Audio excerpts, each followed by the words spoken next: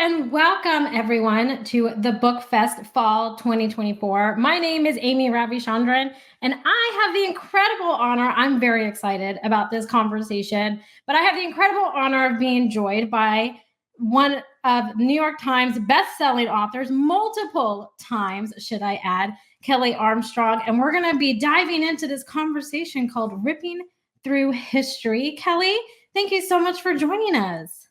Thank you. Oh, I am very excited / nervous about this conversation. I have been anticipating our conversation for a long time. So I'm just incredibly honored that I get to talk to you. So I want to kind of dive in to a little bit of your backstory and how did you get started writing? And more specifically, what was that pivotal point where you went from just kind of doodling or writing short stories to being, okay, I really want to try to publish this and pursue this and see where this can take me? Okay. Yeah, I've been telling stories since before I was old enough to write them down.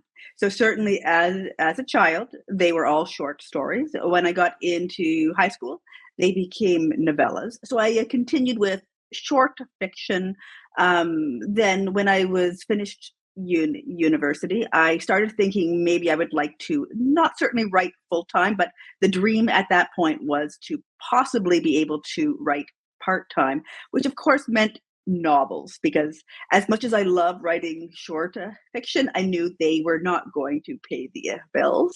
And still, even today, I do continue to write short fiction, but I often joke that I am making under minimum wage for those. They are truly a labor of love.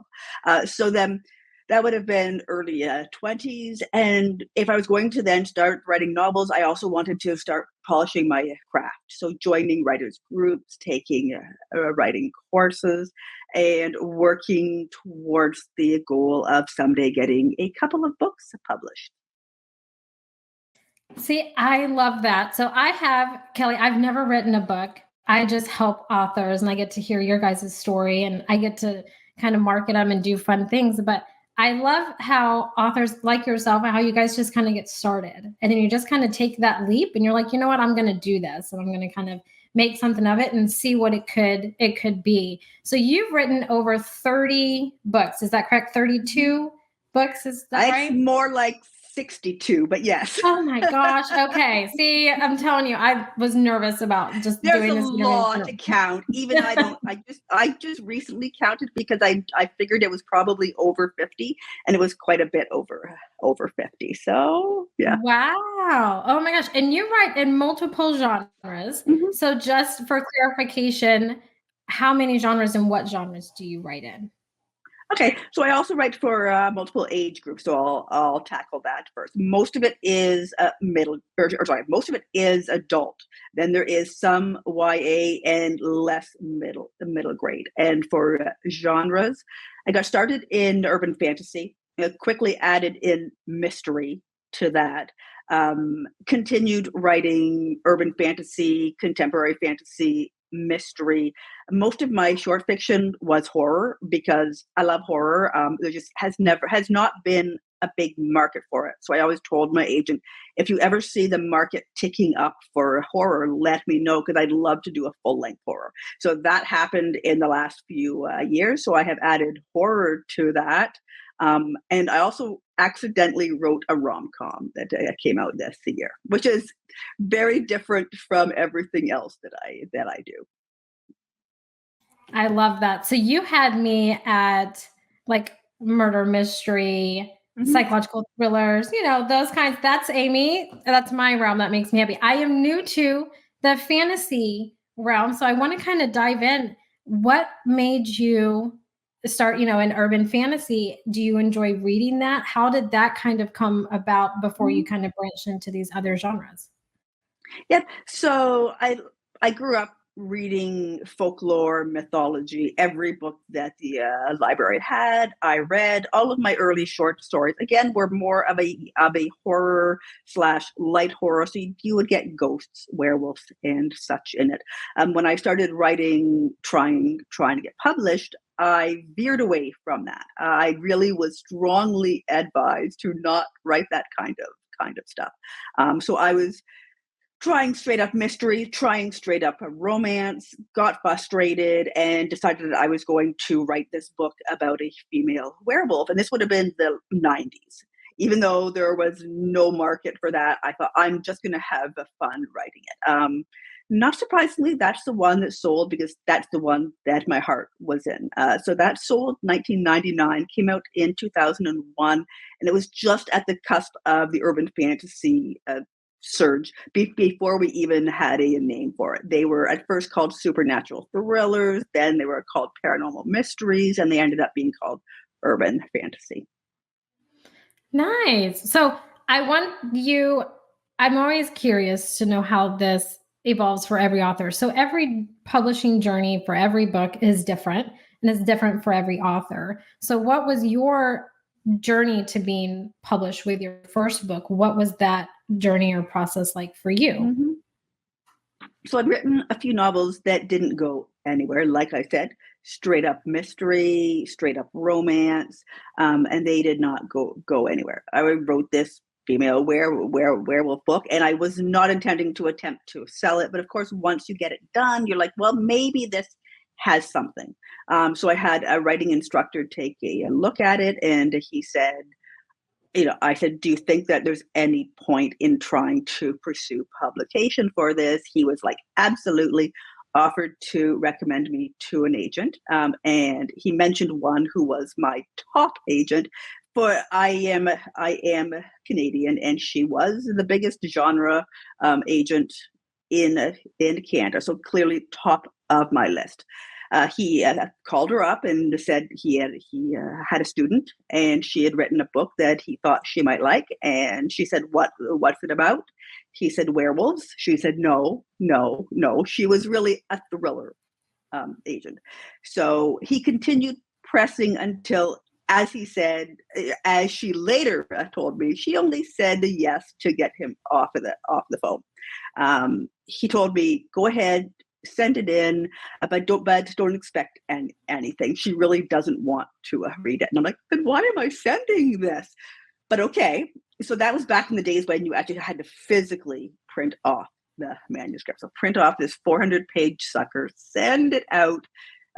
Agent gets it, and about a week later, she called and offered to represent me, because while she has no interest in werewolves or anything like that fantasy, what she does like is dark thrillers and what she would call strong female characters, and this book had that. Nice. So you just had someone that was pestering the agent and was just like, okay, I'm going to say yes to get you off my back. So I love that. See, everyone's journey and story is different. And you had your advocate kind of there constantly pecking like a woodpecker at this agent, which is a wonderful thing. So I want to dive into that book specifically because you said it was, dark female werewolf. And correct me if I'm wrong. It wouldn't be the first time I would be wrong. But is this the one that you had a TV series based off of? Is that this book? Yeah, that is it. Yeah. Wonderful. Because I'm curious to know how that storyline kind of came about for you. Did it just happen? Some authors, it happens in their sleep where they see something and kind of run with it. So what was that kind of moment for you? So the storyline actually came from a short story that I wrote. I wrote a short story about a female werewolf. That was back when I was building up some credits, getting a short fiction published. And for that one, the editor it was just a small literary magazine. The editor actually called me. This was way back when, called me and was like, I want to publish this, and just telling me how much she loved that story. And I had already been thinking I would love to do a novel with that character. So having somebody, very enthusiastic about a character that I was like, I don't know if this is what anybody else wants to actually read. So I ended up making that little short story some backstory for this character, and then launched into a full-length novel. Nice. Yeah, because I was going to say, so I am new to just the werewolf genre in general, fantasy in that kind of realm. But a lot of the ones that I read nowadays, there are a lot of female-led books like that are the female-led kind of werewolf. And so it was interesting when I was going through and I was reading about that book and finding out more information. I was like, man, this really must have been like a pivotal moment in that genre, because it seems more popular now than it was at the time that book came out. So look at you, just making trends. I love it, making waves and being successful at it. So you are successful, and I mean very successful in multiple genres, right? Mm-hmm. Which can be very difficult, and when you're writing styles and stuff and changing it and everything. So how do you manage that? You have series and a bunch of different genres and stuff. Do you ever work on more than one book in a different genre at the same time, or are you a one book genre per time? What is that kind of process for you? Because you manage a lot. Like you said, you have over 60 books. I was way off on that, but you have over 60 books that you've published in multiple genres. So how do you manage all of that? I focus on one book at a time, and writing in multiple genres, because I read heavily in all the genres that I write in. So it's something that keeps it fresh for me. I think I would have burned out long ago if I had said I'm only going to write urban fantasy, or any genre. There's not one that I want to stick in forever. So I focus on one. Right now I'm writing horror. So I'm writing horror while editing something different. So I'm editing one of my mysteries while I'm writing the horror. The last one that I wrote was a young adult thriller. So I'm going to have it scheduled so that I can break things up, so that I'm not going to be writing the same genre back to back. And also, I don't ever try to write two at once, or that would drive me nuts. Because I do write primarily first person. So I really do have to write as the character in that voice, and every character has a different voice. So it would be very hard for me to, be writing in the voice of this one character, and then that same day writing on later, a chapter in the voice of somebody else. I really need to completely immerse myself in one story at a time, and it usually works. There are rare times when a bunch of edits all land at once, and I need to take a break from writing. But whenever possible, one book writing, and writing it start to finish without interruptions. See, I love that. Like, I have met authors, I've talked to authors, and some are working on 10 books at the same time and juggling back and forth. Now, like I said, I am not a writer. I live through you guys. You guys are so creative.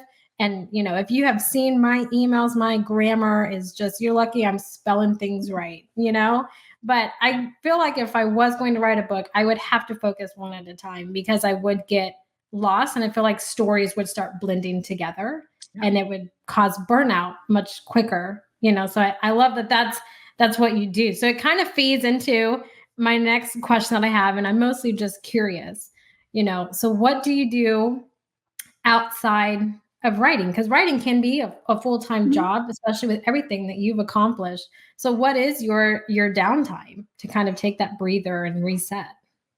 Yeah, well, for many years, my downtime was raising kids, because when I sold Bitten, I had a 7-year-old. And I was 6 months pregnant with my second child. By the time that book came out, we had our daughter plus a 6-month old and an 18-month old and a newborn. So I had 2 kids under the age of 2 when I finally got published. So years of juggling that. Now they are, the youngest is 23. So they are all grown. And that gives me a lot more time. And then I've had to learn, like, how do I then go back to finding hobbies? Because I don't have just work and kids.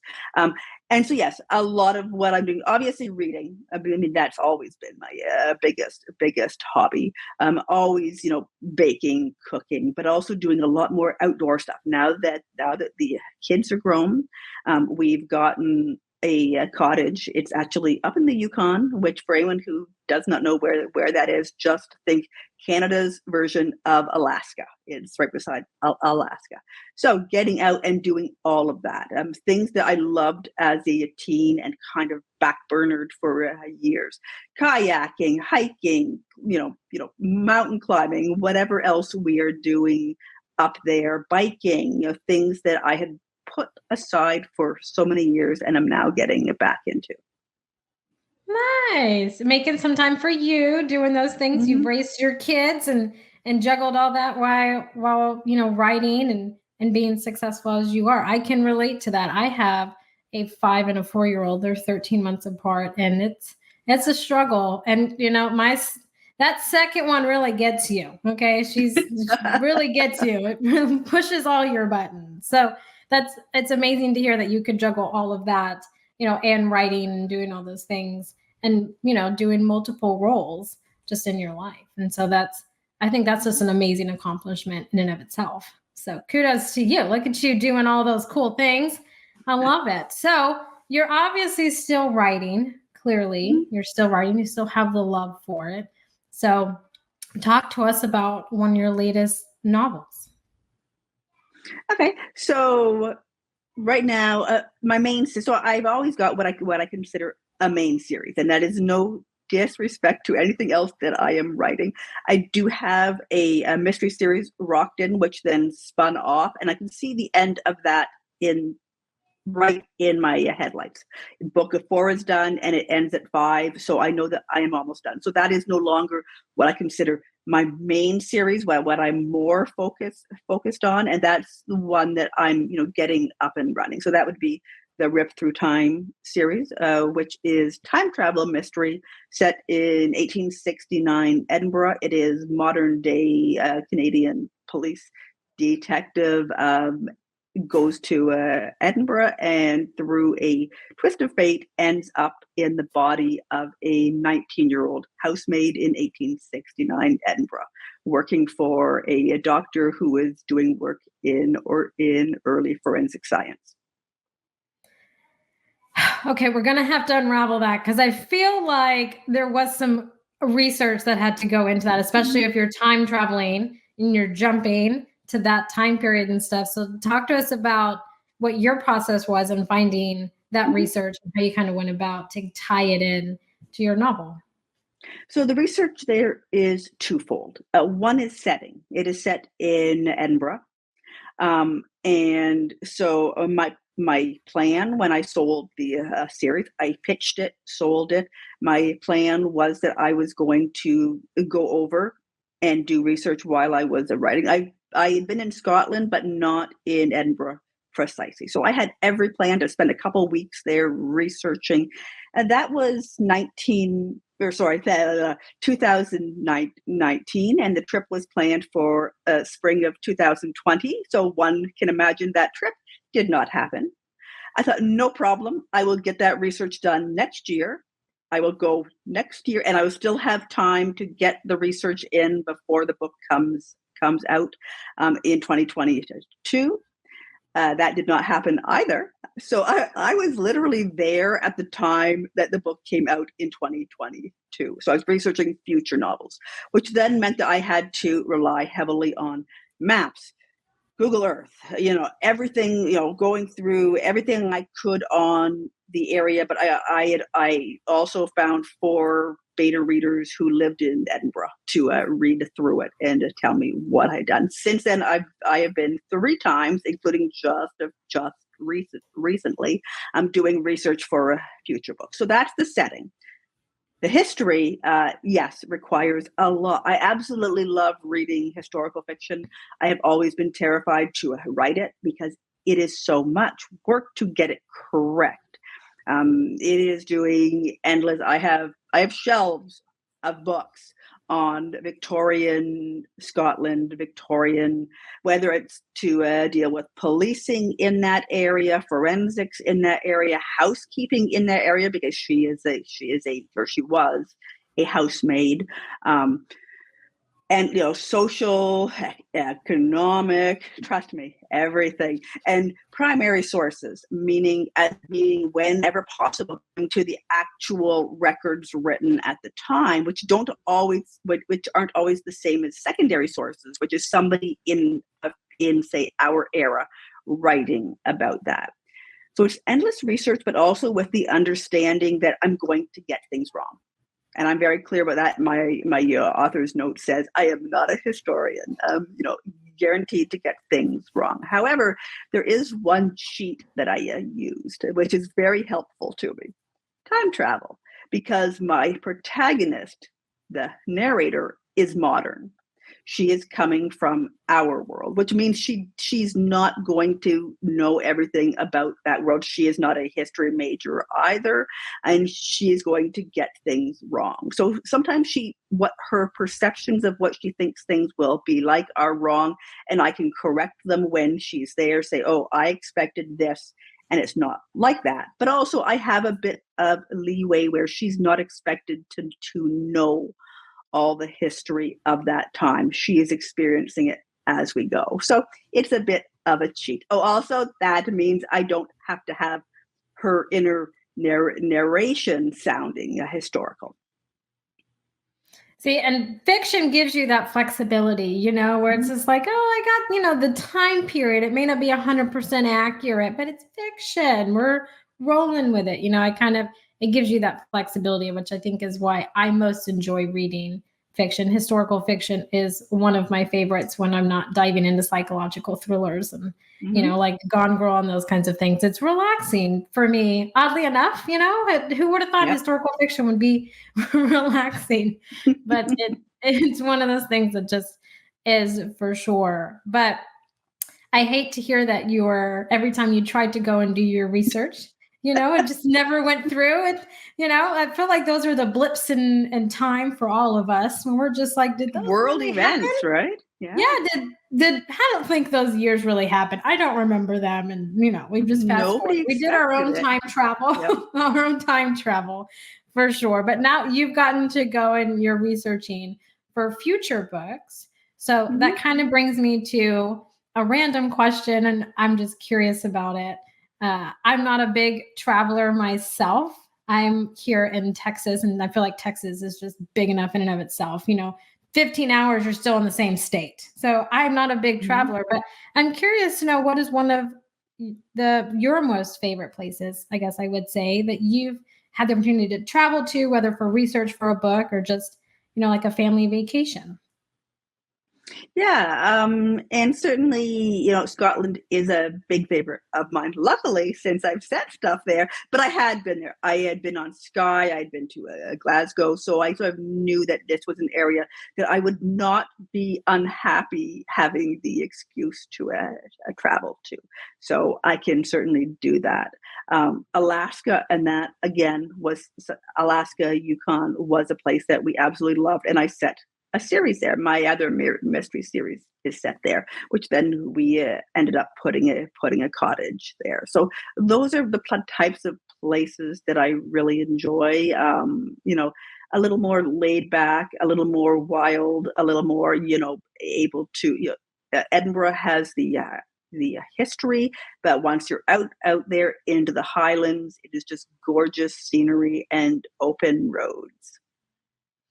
I love that. See, you make me want to travel, but I'm a terrible flyer. Like, I don't feel like me and you on an airplane. I don't think you would be like, we need to leave her behind. I'm a terrible flyer. So that's probably why I just drive everywhere in Texas. It's just, I'm just a terrible, terrible flyer. But I love to hear that. And, the research that goes into it, it just shows your passion for writing and for your books and the genres that you write in.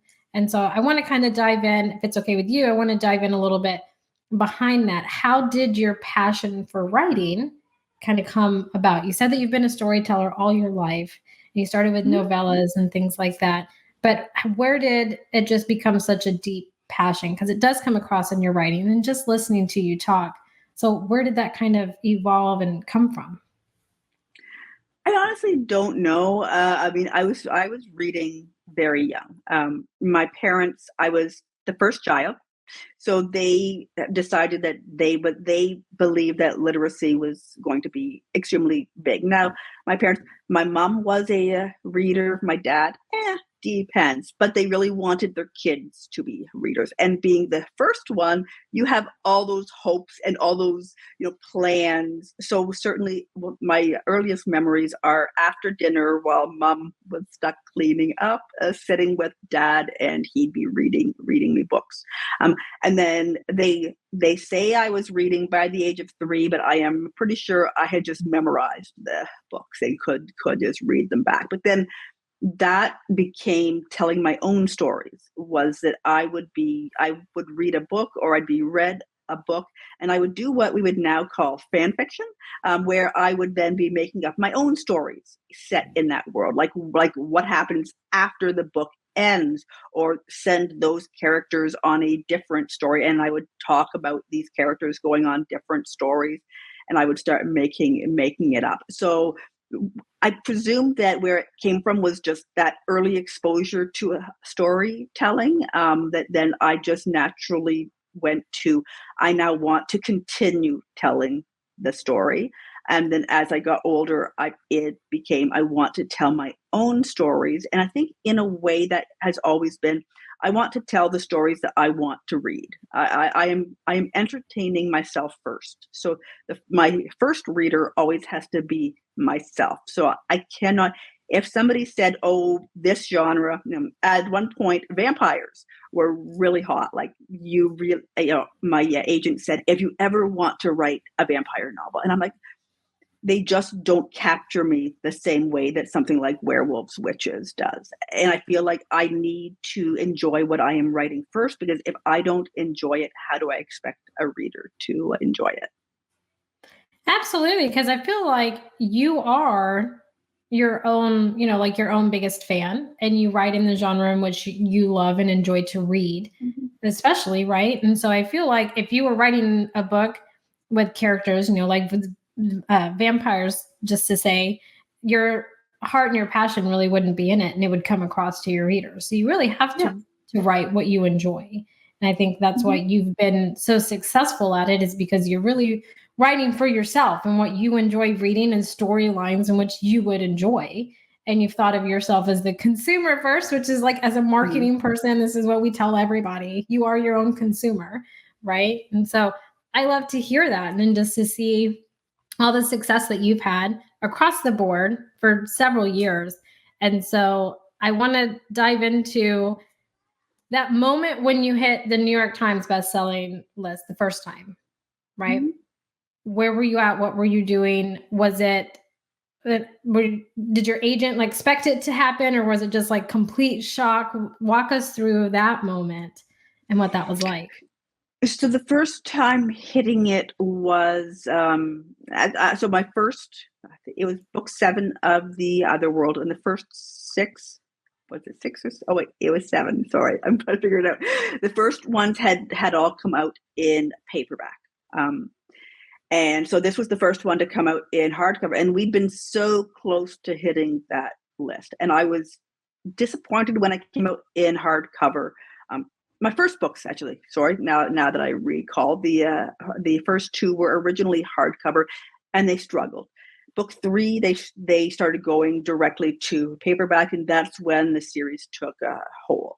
So when they said you're going back to hardcover, I was like, oh no, I was so close to hitting the list, and it felt like resetting. So I decided that I would try to encourage people to buy the hardcover by running what we would now call a pre-order promotion, which is way more common now. But it was not common then. And I was like, I will, send out little, if you send me a proof of a purchase, I will send you out a little pack, which was a signed book plate, some bookmarks, I think, pen, just a little swag pack. That was back in the days when that would have been like 2006, 2007. And so they actually had to mail it in, and I got literal mail bags. Like, I've never seen mail bags. I had 2 mail bags full of these. It was way more than I expected, but it also apparently got me on the New York Times list, which was not my intention. I was just really worried that readers were going to be so upset about the book coming out in hardcover, which is so much more expensive, that I wanted to give a little bonus for them, taking that chance. But that was it. And I believe when I got the call, I was at a convention because I was in a hotel room, and I got that call, and I was like, "Are you sure? Are you really sure?" Because I really thought I was going to have to rebuild in hardcover before I had any chance of hitting it. I love to hear that story because it wasn't expected, and you were just, you got these bags of pre-order letters, which is just astonishing to me. And I think that's incredible to just kind of hear. But I think for me, the biggest takeaway for them was like, the New York Times bestseller list, that's amazing. You should be incredibly proud. But you were more focused on helping your readers. You didn't want them to feel, because you had paperback going to hardback, which is more expensive. So you were trying to do, swag bags and stuff to make it worth, their money in investing in that. And so that's my whole thing is I'm just like, wow, like you really took the time to think about that and not so much about hitting the list. And then when it happened, you were just like, are you sure? I don't know if this is like legit. So I love to kind of hear that. And I mean, now look at everything that you've accomplished in all of your stories, and you're writing, and you're still writing and coming up with stories. And so, what is next for you? You mentioned that one of your series is coming close. It's like 5 books. You're on 4. Mm-hmm. So it's coming close to closure there. So what's next after that for you? I've got a lot of irons in the fire right now. And that is, you very quickly learn this in publishing is, you will go through a definite roller coaster of the ups and downs, and you have to learn to sort of go with them, just sort of lean into them. So there will be lean times when you're just not getting contracts, or you're getting like one, contract. And in that, when I was having some lean times, I did a bit of indie, which I really enjoyed. But now the contracts are coming, fast. So I am leaning into that and writing more than I normally write, but it's because I know, again, that's not going to last. So you strike while the iron is hot. So that series will come to an end, and I'm not really planning on replacing it right now because there's other things going on. I've got the Rip Through Time series, is up to, I think book 4 comes out next year. I also do novellas in that. I have a YA thriller that I was not intending to write, but the publisher asked if I had any ideas for another one, and I actually did. So I was like, okay, I'll pitch that one idea, and they took it. I've also got the horror, and I've got something else, and we're in the early stages where I can't talk about stuff, but I have something else in the works too. So I'm thinking that when that mystery series ends, I am not going to make any attempt right now to replace it. I'll just wait and see if something else happens to come along. Yeah, it makes sense. I mean, you don't have your track record for no reason, right? You kind of pick and choose not necessarily your battles, but where to put your time and your energy into. And you have a lot currently going on, and you write in multiple genres. Horror is one. It's up there with psychological thrillers for me. So I will definitely have to check those out. I enjoy being scared in that sense, not I like a good slasher movie and those kinds of things. But when you read a horror book, there's just something different about it than a movie and those kinds of things. So I will have to check those out because I am very curious and interested in that. And so before we get off that topic though, because this question popped in my head and I'm just curious, when you write your horror books, any one of them, right? What kind of research, or if any, goes into doing that? What is your horror writing process, I guess, for that? And a lot of the horror has less of that type of research, because I may need to research a locale. Right now, the books are all set on a Great Lake, which was accidental, but I ended up doing Lake Superior for the first one, Lake Erie for the second one. I live on the Great Lakes. It's literally, I can see it out that window is Erie. So I thought, well, why don't I just try to place them all on the Great Lakes? So I do a bit of research for the ones that I don't live on, and a little bit of research here and there. But because I grew up with that folklore and with the horror, I'm more leaning into tropes that I have enjoyed. And we talk a lot about tropes in romance, but they really do apply in everything. So the first book, the trope that I was leaning into is trapped on an island with something that wants to kill you. So we have seen books that have that idea, and I personally really enjoy that particular trope. The second one involves a haunted house and seances and some past trauma. So those are things that I am pulling into it. So I kind of go for each one saying, what are the tropes that I really like in horror, and what do I want to write about? So yeah, I love that, because just and hearing you talk, and in this whole conversation that we've been having, a lot of it is you write from what you enjoy. So what tropes Mhm. do you enjoy? What genres do you enjoy? What do you really enjoy in reading? And then you work that into it. And I feel like that plays like a very pivotal role in why you are so successful, because you write for yourself and what you enjoy.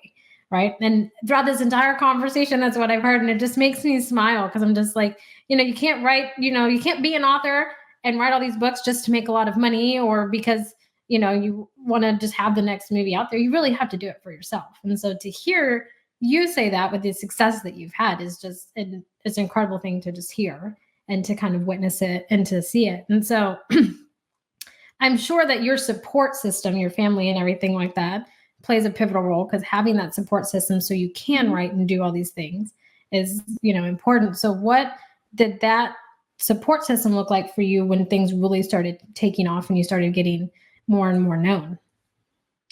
I have a wonderful support system, and I definitely know how important that is, because having seen writers who don't have it, particularly seeing writers who are not yet published who don't have it, because there is, I certainly meet, writers who will have a partner who just doesn't see the point in writing. If it doesn't bring in money, what is the point? And the point is, well, it's a hobby. If it's not bringing in money, it's a hobby. Same as if you were painting, or same as if you were doing, yoga or whatever else. And I feel that especially as women, we often don't think of that. We don't give ourselves the time to do things that aren't productive. We're so focused on productive. Does it make things for the family? Does it make money? That certainly can be important. And I've met so many people whose spouse is waiting for their career to make some money. I did not have that. My husband, no, absolutely not. I mean, we've been together a very long time, and I have always written. He's always been very supportive. People used to joke that he would hand sell my books if he had to. And he never cared whether it was making money, not making money. That was just a thing that I loved doing. And the pressure instead came from me. So it took me like 7 years to write Bitten, because I was always thinking, I need to do the laundry. I need to do this. This writing thing isn't actually producing anything. So the pressure definitely came from me. Moving forward, continuing my kids grew up with me as a writer. My daughter was young enough that she only vaguely recalls life before mom was writing. My sons never had life before mom was a published author. So they've grown up with this and knowing how to give me space and let me do writing. And then as the kids got older, my husband had the chance to his current workplace shut down, and we decided that the boys, the younger ones, would have been about 10, 11, and we decided that I was making enough that it made more sense for him to stay home. and take over all that. And that was wonderful because I was being expected to travel, and that was really tricky when mom's traveling and dad's working. And so he stayed home, took over cooking, took over running around the kids to appointments. So when people looked at my output during that time and were like, how did you write like 2 books a year plus raising kids? I was like, because I literally have a husband who stays home and looks after that part. So I can devote more time to writing because it made financial sense.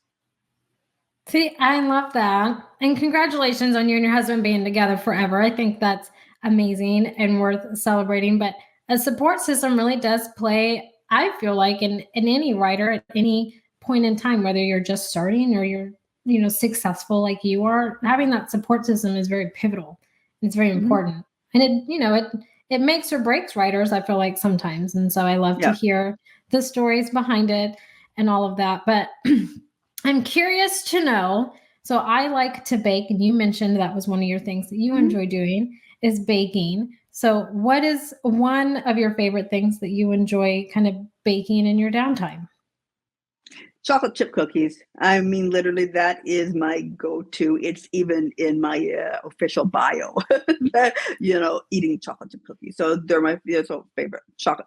That's a very simple one. And I tend to go back to my regular recipe, though I'm always seeing new ones and just saying, let me try that one. Brownies are a big one at this time of year. It's apples. So we went out to the orchard apple picking yesterday, which means we have bags and bags of apples. So I will be making apple cake later on today. Oh, nice. See, my favorite is a good apple pie is my favorite to eat. I cannot bake it to save my life. I have tried and it just doesn't come out the way it should. But I would say my favorite thing to bake is like these mini buntini cupcakes. And then you play with the icing on it. It's just, I don't know, because it's one of those that, you can have, 2, 3, 4, 5 of them and you don't feel bad because they're small. So it's like, I've really only had 2. So I don't know. I like to make mini ones like that. And then I don't feel so bad for eating a whole lot of them, so I love it. And I love to just hear that. And then I did see the chocolate chip in your bio and you like to make different ones. And so I love to kind of hear that. And then, hear authors, even as successful as you are, we're human. You like down to earth things, writing is not something that you do all the time. You do have free time. You do have a family. So I love to hear that. But I also want to thank, because I know that we are running out of time this conversation. I feel like me and you could talk for hours.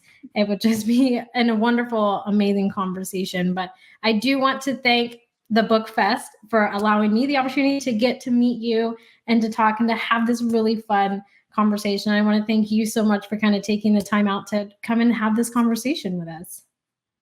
Thank you so much. It has been a wonderful interview, and thank you for taking the time. And of course, thank you to Book Fest for having us here.